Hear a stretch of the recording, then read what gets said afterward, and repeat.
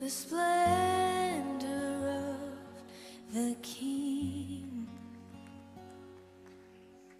clothed in majesty. Let all the earth rejoice, all the earth rejoice. He wraps himself in light, and darkness tries to hide, and trembles at his voice, trembles at his voice.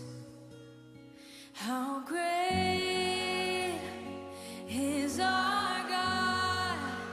Sing with me, how great is our God, and all will see how great is our God.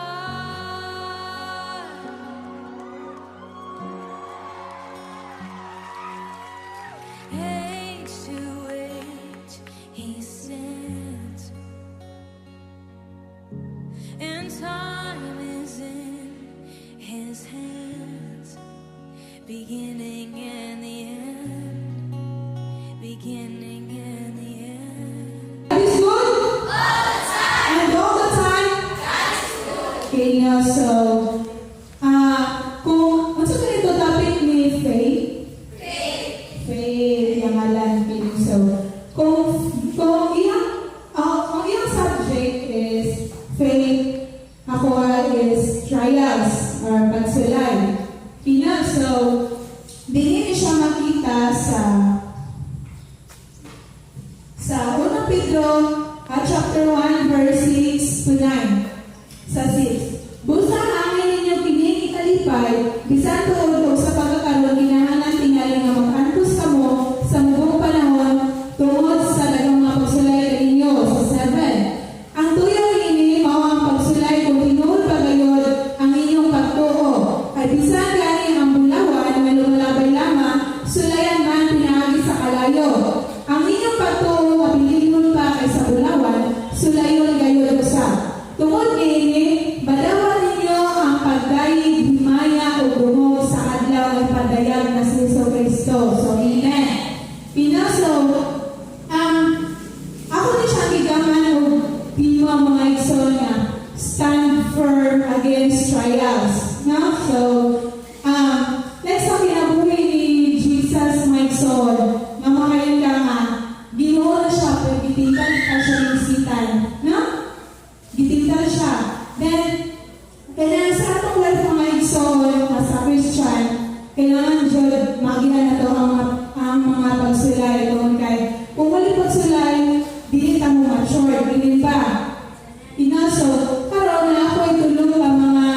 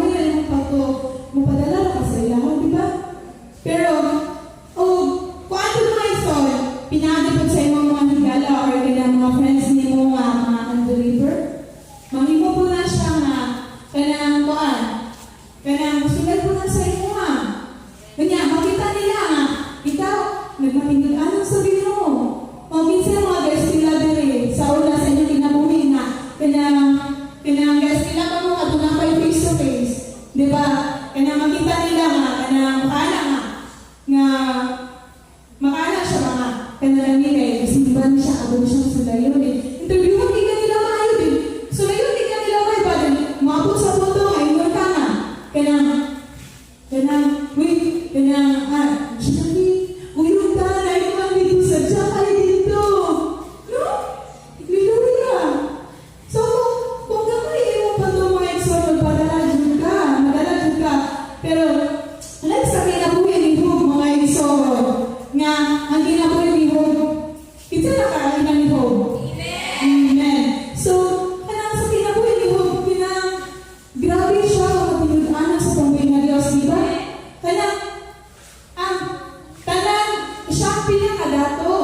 And then, kanang, abot sa punto nga, kanang ni-allow sa Diyos na, gitugo sa Diyos na sila yun siya nisitan. Tungod kayo, ang sin purpose sa Ginoo nga iya itong i-allow. Tungod kay ganahan ang Diyos na makita kung unsa ka matinudanan si Job sa iya. Kung unsa ka tako ang pagtuo ni Job sa iya, no? So, kailangan mga igsoon, kantigo lang magpakahob, no? Ay mo kayo ka nga, dili lalim mga ginaan ko. Di kailangan nga, kabalot nga, kanang, kuwan pa dito, dito mo ginidapito sa, kuwan, sino gatong gikawat ay mga kaptangan, kuwan, dito pa dito ginidapit. O dagan po kung mga ginaan. No? So, kailangan kahit balo ang magpakahob, kailangan kuwan na dito sa Ginoo na. So, ang ikagawa, ako rin siyang ipanawag, trust in the Lord. Hallelujah. So, misalit na sa Ginoo, bisag wala na ito nakita. Diba yan? No? Tungod kay atong nabati na ito ang pamakain sa Diyos. Dito ba? Okay, so, kanang, sama sa mulawan, mga isol ng atong pagsalig na sa pambuhay na Diyos na dili kayo lulubad. Amen. So, kailangan na isol na magmanikon ta, then kanang musalig na dyan ka sa pambuhay na Diyos na to. Okay? Wala tayo lang saligan. Kaya sama sa kinsa yung kapamilya ni Daniel. Amen. No? Kung sa tuyo mga nagan, kuwan siya, faithful siya sa Ginoo, di ba? Kaya nagmatinudanan siya sa Ginoo, then isalig siya sa Ginoo, then kanang gisulay po to siya, gilabay siya dito sa cave, di ba? Katong cave, mga exoris, kuwan to siya, dagan kayo mga niyon. No? So, tingnan na mga exon niya, sa atong kinabuhi mga exon, kailangan kantigo lang magparadingin. Kailangan na muhabot man ang mga pagsulay sa atong kinabuhi mga exon, kailangan atong hinumduman ang life ni Hope o ni Daniel. Amen? No, atong nalaw nga, kaya sa panahon ka mga exon, daghan kay galibot-libot, daghan kayong layo, no? So, daghan kay galibot-libot sa atuhan ng mga manulay. So, kailangan mga exon nga, salig na dyan ka sa pambuhay ng Diyos, kung kaya imposible sa pambuhay ng Diyos. Amen? Amen. So, ikatulong po ito mga exon is sacrifice. So, una, ano mga exon na kanang binikaling atong naagihan. No? Kanang sa atong pag-decide nga mo sulod sa Bible training. Dili lalim. No? Kanang mga pag-antos, kanang naagihan mo, kanang makana ka na, kanang malit na ganyan, wala may motor, na-encounter naman ang mga exo nga. Wala dyan isa na din. Nana ko, kumita ito kabangan ng motor. Di nangita, may dugay kayo din. Luya, inana din. Pag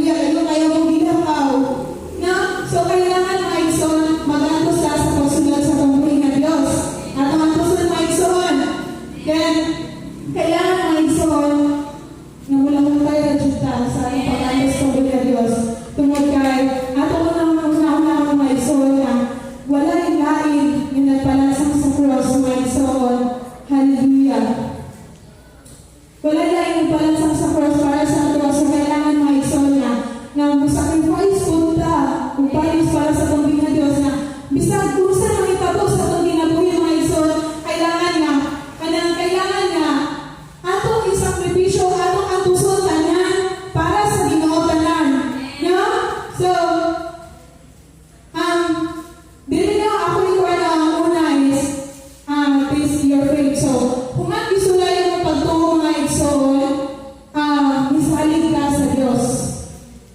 Amen. So, paghuman nga, kanang kung makain ka nga, kanang makana ka dito ba nga? Kanang grabe na, gibihay-bihay kumaano.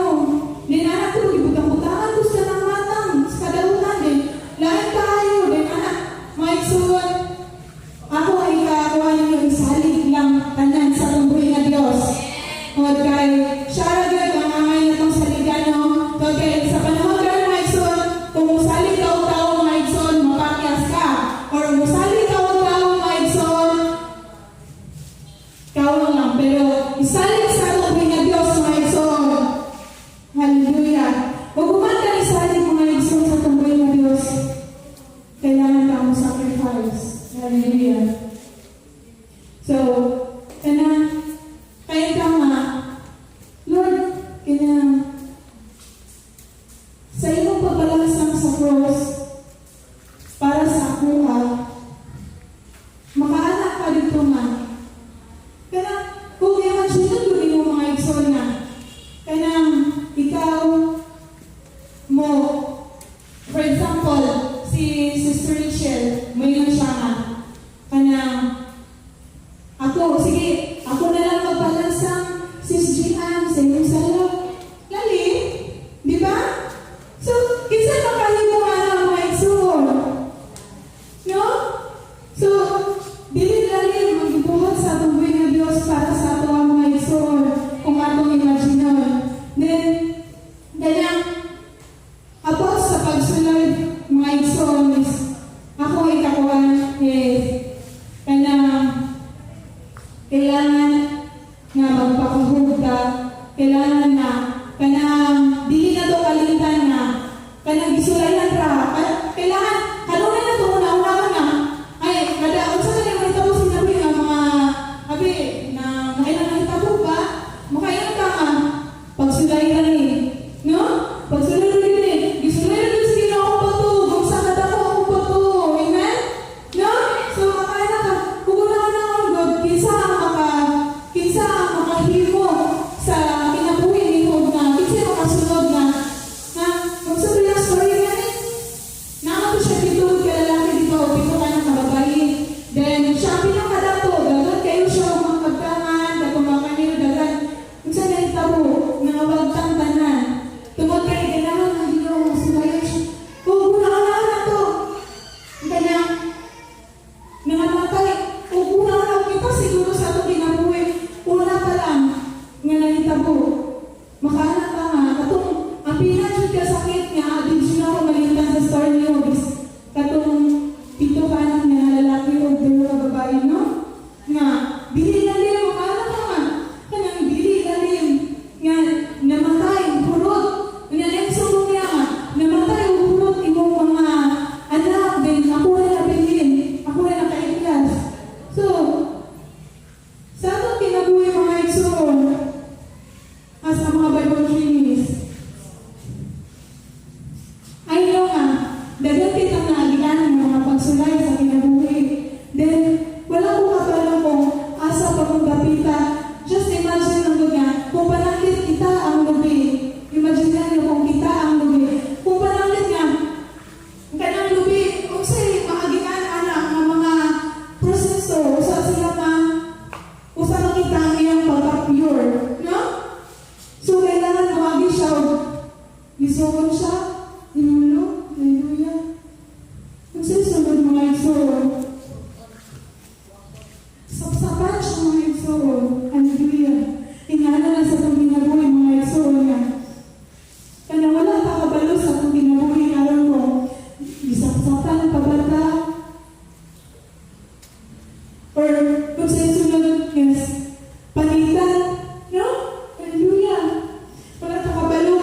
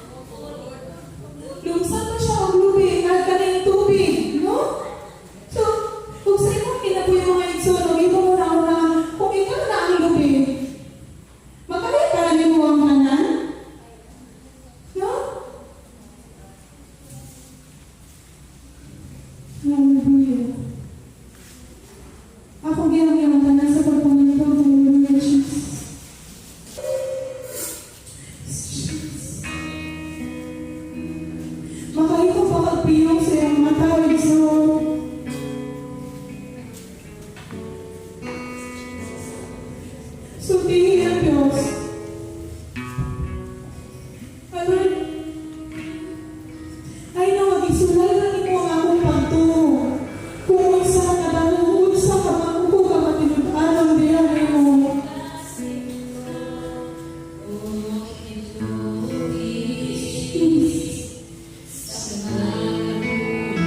Sultihin ang Diyos.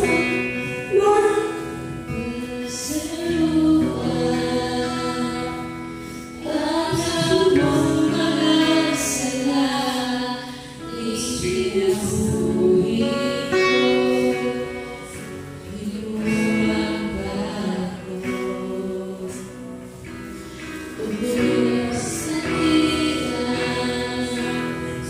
ang Diyos.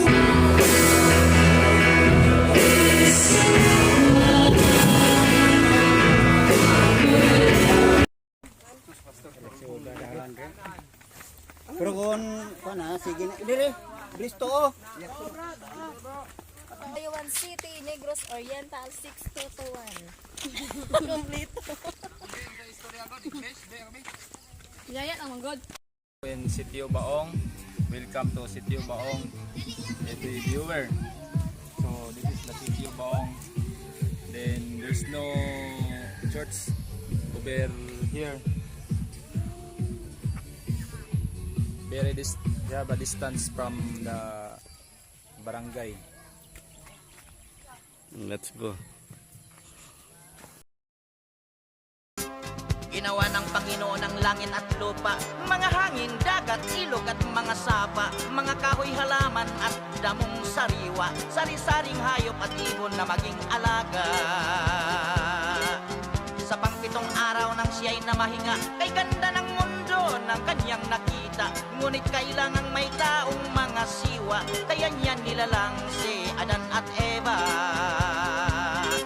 Si Adan at Eva ay masayang nagsasama sa mundong paraiso'y sila lang dalawa, ngunit pinaglaon sila'y nagkasala, kinain ng mansanas na'y pinagbawal sa kanila, na ipinagbawal sa kanila. At yan nagsimula ang kaparusahan, yan nagsimula ang kaparusahan, tinaboy ng Panginoon si Eva at Adan. At binigyan ng damdaming may takot at kahihiyan, binigyan ng damdaming may takot at kahihiyan, sila'y namumuhay sa mundo ng kahirapan. Sila'y nagkaanak ng dalawang lalaki, nag-asawa si Cain at hanggang dumami. Yan ang tanong kung saan siya kumuha ng babae, ang tanging Biblia lamang makapagsasabi. Mga lahi ni Cain may masasamang klase, magnanakaw, tulisan, bumbastar at mga api. Nagalit ang Panginoon sa ubod ng dumi, nilubog ang mundo, ang tinira ay si Noe. Si Noe at ang kanyang angkanay mababae, sila'y makadiyos kaya niligtas ng langit. Ang bili ng Panginoon, sila'y magpakabait, ang paglubog ng mundo'y di na mauulit. Ay, di na mauulit. At dumating si Kristo, tayo'y tinubos niya. Dumating si Kristo, tayo'y tinubos niya, nang tayo'y may ligtas sa pagkakasala. At itinuro sa atin ang lahat ng landas niya, nang dahil sa atin sa krus ay namatay siya, at siyang tumanggap sa lahat ng parusa.